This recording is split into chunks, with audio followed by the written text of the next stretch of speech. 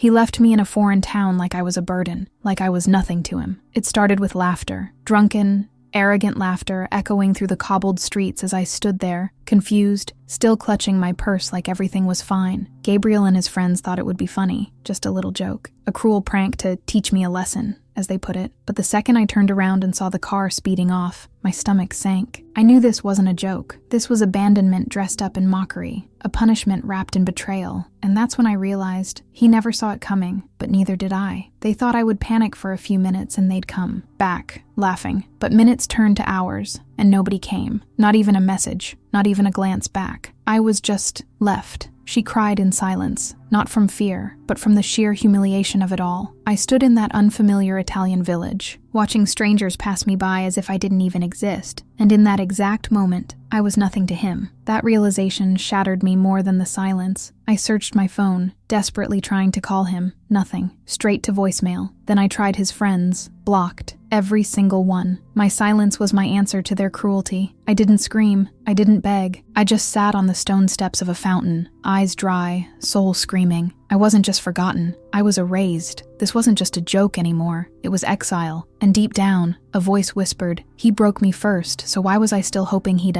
come back? I kept replaying his last words in my head. You're too emotional, he snapped before storming off with his friends. Was this my punishment for having feelings? For expecting respect? He thought I would stay. He believed that no matter what he did, I'd be waiting with open arms. But not this time. This time something cracked inside me. Something that couldn't be unbroken. Stories of betrayal don't start with weapons. They start with neglect. By the third hour, I realized the truth wasn't hidden anymore. The truth came out in silence. No words, no apology, just empty air and a void in my chest that used to be filled with hope. What kind of man leaves his wife stranded, alone, in a country where she can't even read the signs? That wasn't love. That wasn't even anger. That was erasure. He betrayed me, and not even with another woman, but with something colder, indifference. I walked around town, pretending I had a plan. I smiled at strangers like I belonged, but inside, I was crumbling. Every step felt heavier, every second dragged like a lifetime. I looked up at the windows above me, imagining people living normal lives, cooking, laughing, resting, and here I was, spinning in a storm nobody could see. When she was captured, nobody noticed, because her cage wasn't metal. It was made of trust, now shattered. I sat at a cafe table, pretending to check my phone. Truth is, I didn't have a plan. Just a few euros and a charger that didn't fit any outlet nearby. The waitress brought water, speaking softly in Italian. I didn't understand the words, but her eyes were kind. That small gesture pierced my heart. I almost burst into tears right then. Kindness from a stranger felt louder than years with a man who never truly saw me. I started remembering things, signs I had ignored, the canceled plans, the mocking tone, the way he always made me feel too much. And then it hit me. I was deceived. I had been loving someone who only tolerated me, someone who laughed behind my back, someone who could orchestrate something this cruel and sleep just fine at night. She planned it all, the future, the loyalty, the sacrifices. He planned the escape.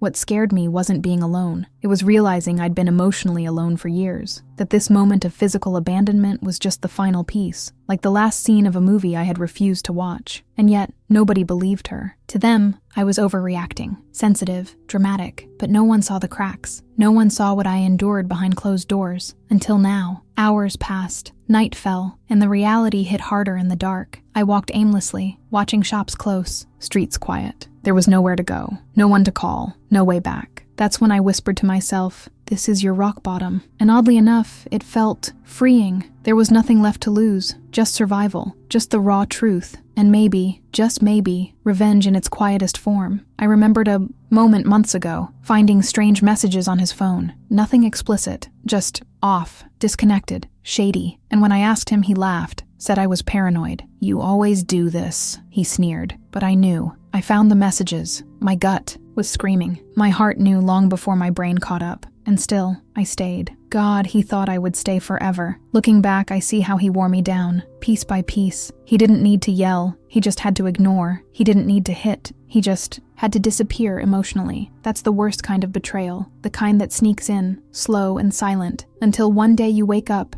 and you're a ghost in your own life. And now, I was the one left behind. But something in that abandonment sparked a fire. He may have left me physically stranded, but emotionally, I'd already started to drift long ago. Maybe this moment wasn't punishment. It was permission. Permission to begin again, to let go, to redefine who I was. Not his wife, not their joke, just me. Still shaking, still scared, but no longer silent. So I showed him the proof, not with photos or screams, but with absence, with distance, with detachment. That night, I didn't sleep.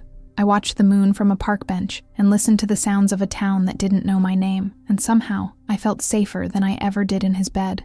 That's when I promised myself she finally left. Even if my feet were still standing in place, my soul had already started walking, and this time, I wasn't turning back. And just like that, the first thread of who I used to be started to unravel. Every lie, every moment I ignored the red flags, they floated to the surface like poison being drawn out. I didn't know what tomorrow would bring, but I knew one thing for sure. He begged her to come back someday? Maybe. But by then, I'd be someone else entirely. Maybe pain is the price of clarity. Maybe rock bottom is the start of resurrection. All I knew was, if I survived this night, I'd never be the same again. And this was only the beginning.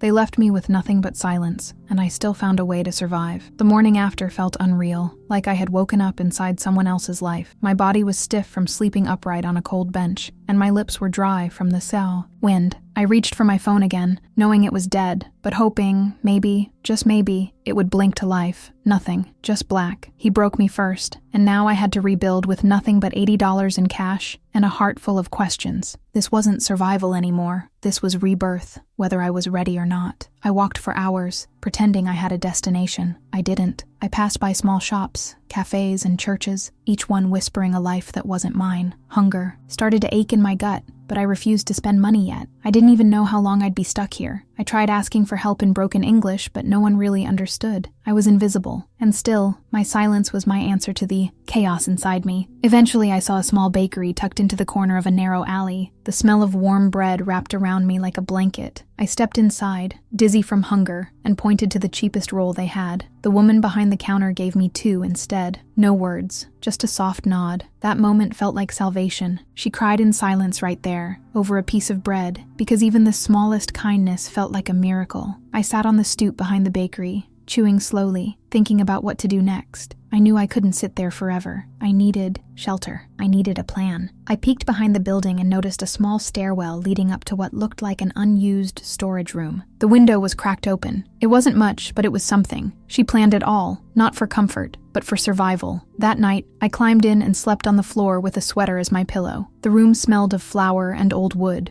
but it was safe. No one came. No one questioned me. In that strange, quiet space, I finally let myself grieve. For the betrayal, for the version of me that believed in him, for the dreams that shattered the second I found the messages. I whispered apologies to the girl I used to be, the one who still believed love could fix everything, the one who thought he never saw it coming, when in fact, he had planned it all along. I rationed my money like it was sacred. 1 coffee a day, 1 sandwich split into 2 meals. I used the public restroom at a nearby museum to wash my face and brush my teeth. I even made a routine. Mornings by the fountain, afternoons walking through town like I belonged, evenings tucked into that tiny loft. No one knew I was homeless, and that was my power. The truth came out only in the way I carried myself, not in the words I spoke. Some days I felt like a ghost. Others, I felt like a warrior. Every time I passed couples laughing or friends clinking glasses, something twisted in my chest, but I kept moving. I had no choice. He thought I would stay broken, that I'd crumble without him, and for a while, I almost did. But something deeper than pride, something ancient, kept me upright. The will to prove that I was deceived, yes, but I would not be destroyed.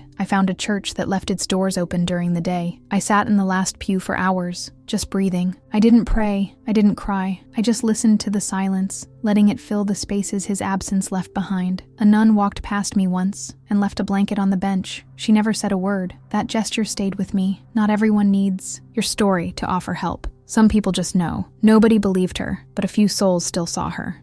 One morning, I woke up with an idea. I borrowed a broom from behind the bakery and swept their back alley. I didn't ask. I just did it. The next day, I folded some delivery boxes for them. Day by day, I did more. Wiped windows, stacked flour bags. No one said anything at first. Then, one afternoon, the baker handed me a warm croissant and smiled. "Grazie," she said softly. So I showed him the proof, not with revenge, but by refusing to vanish. The work became routine. It didn't pay, but it gave me purpose, a rhythm. I wasn't just surviving. I was slowly stitching myself back together with flour-dusted hands and blistered feet. Every morning, I reminded myself, she finally left. Not just physically, but emotionally. She stopped chasing apologies. She stopped waiting for closure. She started living, quietly, stubbornly, without permission. Each night in that tiny room felt a little less like punishment and more like incubation. I was becoming someone else. Stronger, sharper, softer too, but not in the way he could break. Again, I started journaling on scraps of paper, writing down what I learned that day. Things like, pain doesn't kill you, denial does. Or, sometimes revenge is just surviving when they prayed you'd collapse. I replayed his last voicemail over and over, his voice mocking, detached, like I was an inconvenience, and I used it as fuel, as fire. I promised myself I'd never depend on someone like that again. Not emotionally, not financially, not spiritually. That was my vow. I was nothing to him, but I'd become everything to myself. And yes, there were nights when I wanted to scream, when I missed his smell, his laugh, the illusion of his love. But I reminded myself, he begged her to come back someday. Let him crawl. By then, I'd be long gone, unreachable, a ghost he created and couldn't haunt anymore. Somewhere in the chaos, I realized something powerful. Betrayal can either bury you or build you. And while I didn't know what was next, I knew I was already further than anyone expected, especially him, especially them, the ones who left me behind like I was disposable. Now, I was anything but, and that's when the wind shifted, not outside, but inside me, a quiet certainty that I wasn't meant to stay here forever. This was only a chapter, and soon, I'd find the next door, the next road, the next version of me. But first, I had to leave the ruins behind. It wasn't just about escaping him, it was about escaping the lie I lived in for years. I stared at my wedding ring for hours, just sat there in the attic room above the bakery, turning it over between my fingers like it might whisper answers. It didn't. It was cold, quiet, and heavy with everything I no longer believed in. That ring had once symbolized hope, partnership, forever. But now, it was a shackle disguised as gold. I knew what I had to do. She planned it all, not just the escape, but the release. And this was the first step. I walked to the nearest pawn shop the next morning. My hands were shaking the whole way there. It wasn't the money that made me nervous. It was the finality. The moment I handed over that ring, I knew there was no going back. No, maybe he'll change. No more. What if I misunderstood? The man who left me alone in a foreign country had made his choice, and now I finally made mine. The clerk weighed it like it meant nothing, just a piece of metal. I wanted to scream, "Do you know what this cost me?" But instead, I smiled, because deep down, my silence was my answer. That silence was stronger than any argument I could make. Took the euros and left without looking back. And as I walked away, something inside me shifted. I wasn't his wife anymore. I was mine. For days, I sat with that decision. Let it sink in. Let it echo. I didn't call my family. I couldn't. Not because I didn't want to, but because I couldn't face the shame. Nobody believed her, remember? They thought I was dramatic, emotional, overreacting. They loved him. He played the charming role so well. But me, I was the one who saw the cracks. And now I was too broken to explain them. One afternoon, I heard someone talking about ferry tickets to Greece. I didn't even think. I just followed the sound like it was calling me. Something about leaving Italy felt right. That chapter was done. That pain had served its purpose. It had shown me who he really was, who I really was. He thought I would stay in the wreckage he left behind, but I was already packing pieces of myself for a new life. I bought the cheapest ticket I could. Found and boarded the ferry that night, alone. No plan, no destination, just faith that something better had to exist, somewhere out there. The ride was long, cold, I barely slept, but for the first time in weeks I felt light, like maybe this wasn't running away, maybe this was returning to myself. And oh, he never saw it coming. The version of me who forgave too easily was gone. I arrived in Greece with no clue what to do next. My body gave out, literally. I collapsed near a market square. My legs just stopped working. The world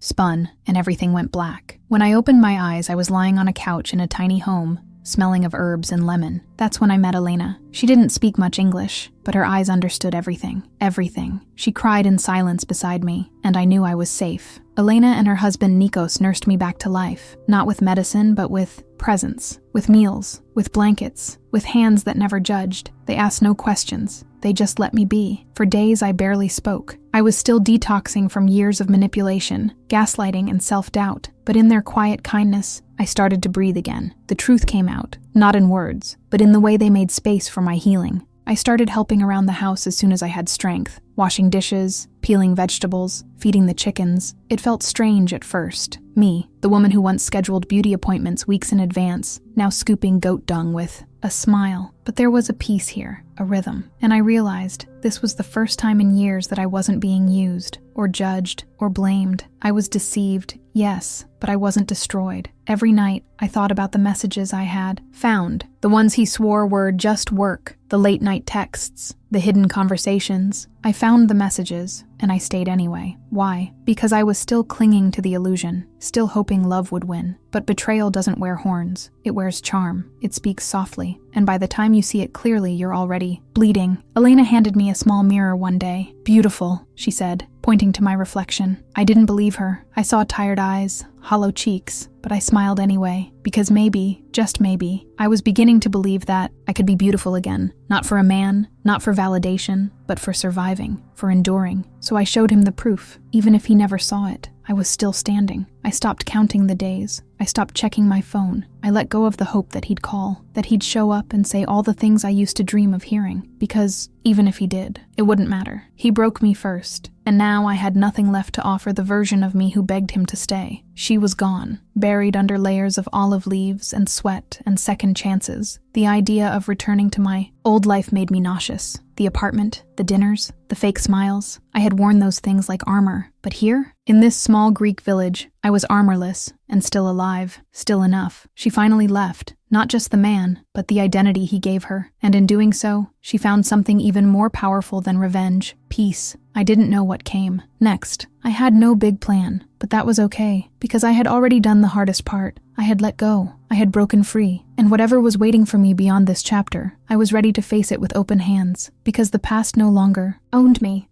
I didn't go there to be saved, but somehow I was. The days started blending together in the most beautiful way. Wake up with the roosters, boil water for tea, sweep the porch, feed the chickens. It was so simple, so quiet. It almost felt wrong, like I was stealing peace I hadn't earned. But Elena would just smile at me, nodding as if to say, "You don't have to earn rest." That hit me harder than I expected. She cried in silence, not from sadness, but from the unfamiliarity of gentleness. Every small task was therapy. Kneading bread felt like grounding. Hanging laundry under the sun felt like reclaiming joy. I wasn't rushing. I wasn't proving. I was just being, and it was enough. That stunned me. After years of measuring my worth by his moods, his compliments, his cold silence, I finally realized I was nothing to him, but I could still be everything to myself. Elena began teaching me how to make olive oil from scratch. The process was tedious, slow, but there was something holy about it. Like every drop was a memory I was choosing to purify, crushing the fruit, separating the liquid, letting it settle. She planned it all, not just to help me heal, but to remind me that I was still capable of creation, even after destruction. Started writing again. At night, after dinner, under the soft light of an oil lamp. Just short paragraphs at first, then full pages, thoughts I hadn't dared to speak aloud, stories of the past, wounds, secrets, rage, and slowly, the words stopped. Trembling. They became bold, unapologetic. That was when I realized the truth came out only after I stopped hiding from it. Nikos built me a small writing desk near the window, said he had a feeling I'd need it. I almost cried, not because of the desk, but because someone saw something in me again. Not as a burden, not as a woman to fix, but as someone becoming. He never saw it coming, and maybe that's what hurt the most. How easily he let go of someone who just needed space to grow. I learned to cook the way Elena did, slowly, with intention. She'd hum while chopping herbs, dance around the kitchen like it was a stage. I found myself laughing again, belly deep, over silly things like burned bread or spilled honey. It felt foreign and familiar all at once. He thought I would stay broken, quiet, haunted. But here I was, laughing at lemons and crying over soup. We'd spend evenings watching the sunset from the back porch, the fields glowing gold, the cicadas, humming. Elena would hold my hand sometimes, not to comfort, but to connect, like a sister, like a mother, like someone who understood that nobody believed her either once. In her eyes, I saw a history of quiet endurance. In her silence, I saw a mirror of my own. One afternoon, I told her everything, the messages, the abandonment, the shame. I didn't think she'd understand all the words, but it didn't matter. She listened with her heart. When I said I found the messages, her eyes didn't widen. She didn't flinch. She just nodded and whispered, "Men like that fear women who wake up." I felt seen, understood, less alone. I started collecting herbs from the garden, learning what each one meant, what healed, what soothed, what protected. It felt like magic, ancient, feminine magic. And I thought to myself, so I showed him the proof, not in arguments or texts, but in transformation. I was healing in ways he could never understand, and maybe that was the best revenge of all. Some nights I still had dreams where he came back, where he begged her to come back, where he cried and swore and apologized. I'd wake up sweating, heart racing, but now I'd smile, because even in my dreams I knew better. I wasn't that girl anymore. I didn't belong to him. I didn't belong to that story. I helped Nikos repair fences, learned how to mend torn clothes. I got dirt under my nails and cuts on my fingers, and I wore them like trophies. Each scar was a page in a new chapter, one I was writing with my own hands. No more waiting for someone else to save me. I was deceived, yes, but now I was wide awake. The old me would have called this failure, living in a small house, far from city lights, without a real plan. But the new me, she saw it as resurrection, the kind that doesn't need to be loud to be real, the kind that builds slowly, like roots growing deep before anything blooms. Betrayal cracked me open, but this land, this life, was planting something new. I started sleeping through the night, eating without guilt, speaking without fear. I was still healing, yes, but I was no longer afraid of the process. I embraced it, trusted it, and for the first time in years, I looked in the mirror and saw someone I wanted to know, someone I respected, someone who finally left, not because she had to, but because she was ready. I never imagined peace could feel this quiet, this real, but it did. And just as I was settling into this new rhythm, something unexpected happened. A letter, with no return address, no name, just a single line in handwriting I knew too well. "Can we talk?" They left me in ruins. I built an empire from the ashes. It started with olive oil, something so ordinary, so overlooked, but to me, it was sacred. It carried history, purpose, simplicity, and now, survival. Elena handed me a bottle one morning and said, "Sell it." I laughed at first. Who would buy from me? But she didn't waver. "You've rebuilt yourself. Now rebuild your life." That sentence shifted something in me. She planned it all, not just the healing, but the rebirth. Carried that bottle to the market, palms sweating. I spoke broken Greek, stumbled through explanations, smiled too much, but someone bought it. Then someone else asked for more. Before I knew it, I was blending herbs, bottling oil, writing labels by hand. I felt alive again, so I showed him the proof. With every sale, every smile, every moment I chose courage over fear. The more I worked, the more I remembered who I used to be. Not the woman who waited for text replies, not the one who begged for attention, but the woman who dreamed, who created, who led. He thought I would stay stuck, mourning him forever, but I wasn't mourning anymore. I was building, and every time I saw the jars lined up,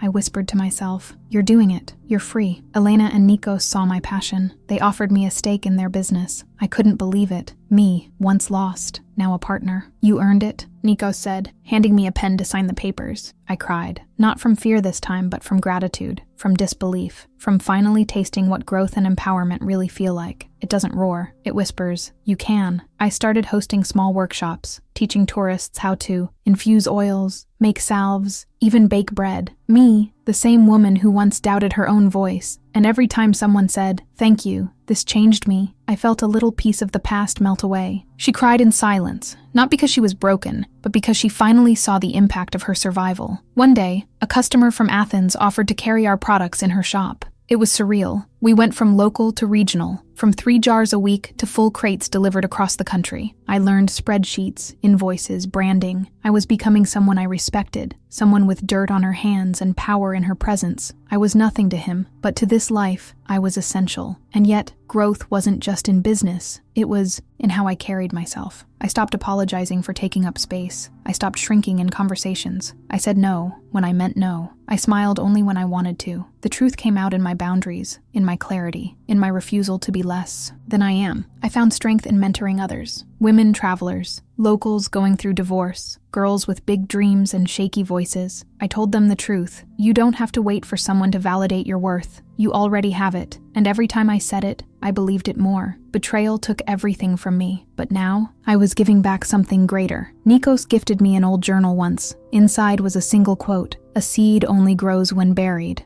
I clutched that book to my chest and wept. That's exactly what had happened to me. I wasn't just lost. I was planted, and now every part of me was blooming, messy, wild, real. He never saw it coming, but honestly, neither did I. Some nights I'd still hear his voice in my head, mocking, condescending, but it didn't haunt me anymore. It motivated me. It reminded me of who I never want to be again, who I refuse to become again. I was deceived, yes, but I've rewritten that story in ink so bold, even memory can't erase it. My hands, once soft and polished, were now calloused and worn, but I loved them more than ever. They held things that mattered. They created, they planted, they healed. And when I looked at them, I thought, these are the hands of a woman who survived herself, not just the betrayal, but the smallness, the waiting, the silence. One evening, as the sun dipped low behind the olive trees, I stood alone in the field and whispered, "Thank you." Not to him, not to fate, but to the version of me who didn't give up, who kept going when there was no map, no light, no voice saying it would all be okay. That version saved me. She finally left, and now she was leading. The world around me hadn't changed, but I had. I saw beauty in simplicity, purpose in stillness. I wasn't chasing success.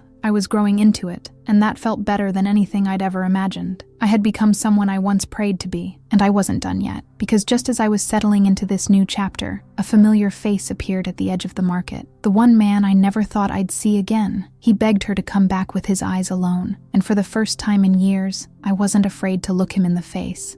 He thought he'd find the girl still waiting, but I had already buried her. I saw him before he saw me, standing by the edge of the market, looking lost, looking smaller than I remembered. It was surreal, like watching a ghost walk through a place it didn't belong to anymore. He wore that same smug face, but there was hesitation in his eyes now. He wasn't sure. He didn't know who I'd become, and that gave me power. Real, quiet power. He never saw it coming, but I had been ready for this moment without even knowing it. He walked up slow, hands in his pockets like we were old friends, like nothing had happened. "You look different," he said. I just nodded. I wasn't going to give him more than that. Not at first. I studied his face, waiting for a flicker of remorse. It wasn't there. Just confusion, entitlement, that subtle disbelief that I had survived without him, thrived even. I was nothing to him, but now he was nothing to me. He asked to talk, said he was just passing through. Lies. I knew better. Someone must have told him about the olive oil business, about the workshops, about the foreign girl who turned tragedy into something tangible. And now he was here, hoping to find a version of me that still needed him. But she finally left the moment he sped. Off down that Italian road, I agreed to a walk, not for closure, but for confrontation, for proof. Proof that I was no longer that woman. We walked through the orchard in silence. The trees didn't flinch. The birds kept singing. The world had moved on, and so had I. He cleared his throat and finally said it. I made a mistake. I stopped walking, turned to him, and smiled. "Yes," I said. "You did." He launched into explanations, blamed alcohol, his friends, stress, said he wasn't himself, the usual. And the more he spoke, the lighter I felt, because every word was a mirror. I saw exactly why I was deceived. I wanted to believe men like him could change. I wanted so badly for the pain to have been accidental, but now I knew better. It was deliberate, calculated, and I had outgrown every part of it. He asked if we could start fresh, said he had changed, that he missed us. I laughed, not loudly, just enough for him to hear the finality in it. "There is no us," I said, "only you, and the woman who doesn't exist anymore." His face fell. For the first time, he begged her to come back. Not with words, but with the desperation behind his silence. I pulled out the divorce papers I had been carrying for months, signed,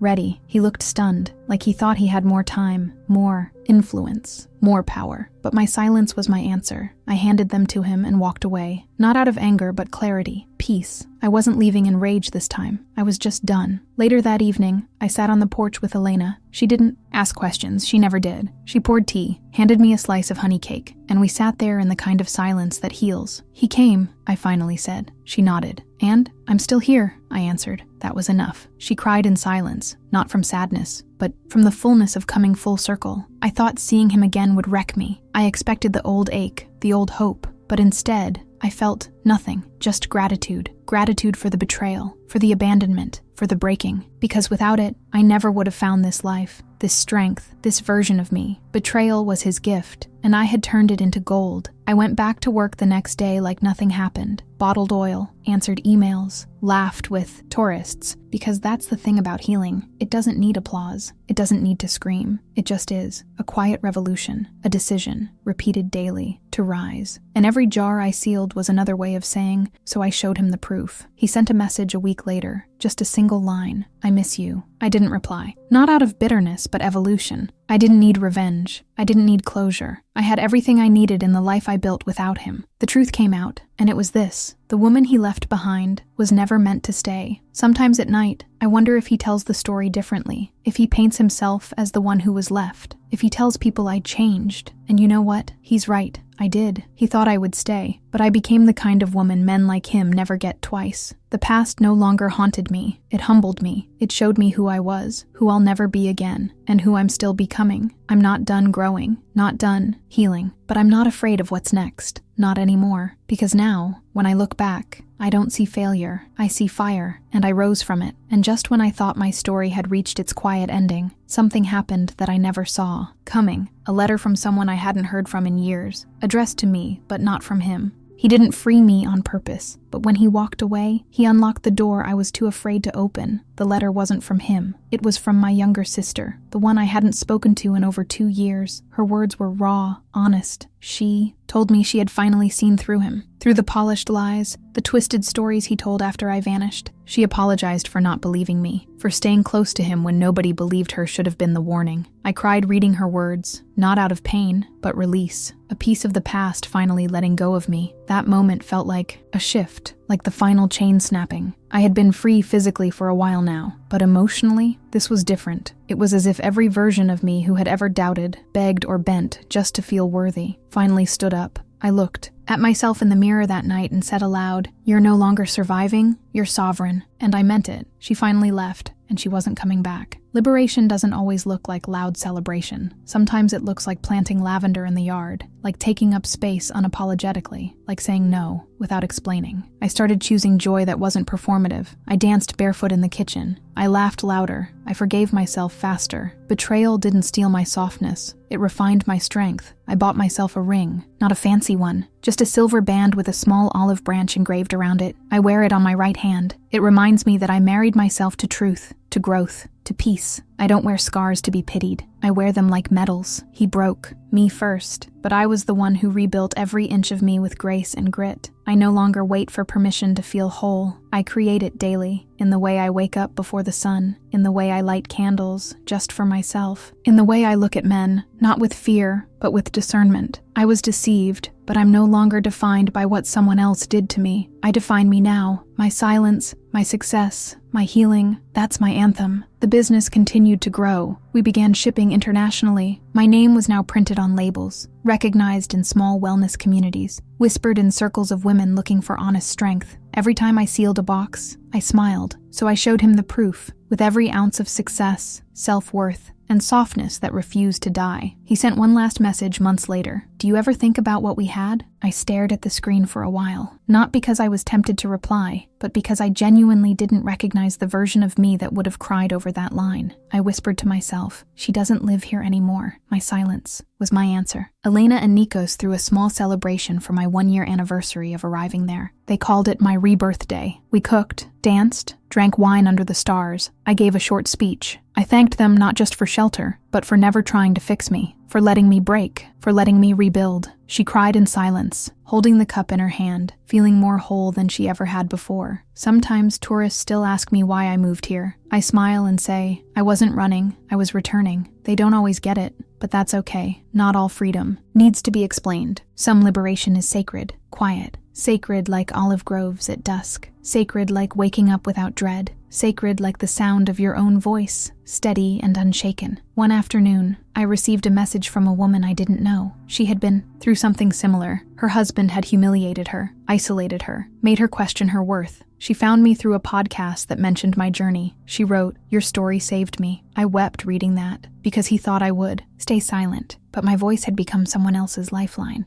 I started journaling again, not just for myself, but to share. I published short essays. Women wrote back from all over the world. "You're telling my story. I feel less alone." That's when I understood. Revenge isn't screaming louder. It's living so freely they can't recognize you. It's becoming the version of yourself that you once doubted was possible. Liberation gave me love, not romantic, something deeper, a love for stillness, for community, for mornings without anxiety, for knowing that I never, ever have to beg to be respected again. He taught me what I'll never accept, and Elena taught me what I'll never again forget. A woman who walks away is a woman reborn. Now, when I close the shop each day, I whisper thank you to the wind, to the betrayal, to the loss, to the storm that forced me to rebuild. I no longer grieve what I lost. I celebrate what I gained, and I carry one truth with me always. He never saw it coming, but neither did I, and thank God for that. Because this story, it doesn't end with survival, it begins with liberation. And just when I thought I'd said it all, I realized something still needed to be said, loud and clear.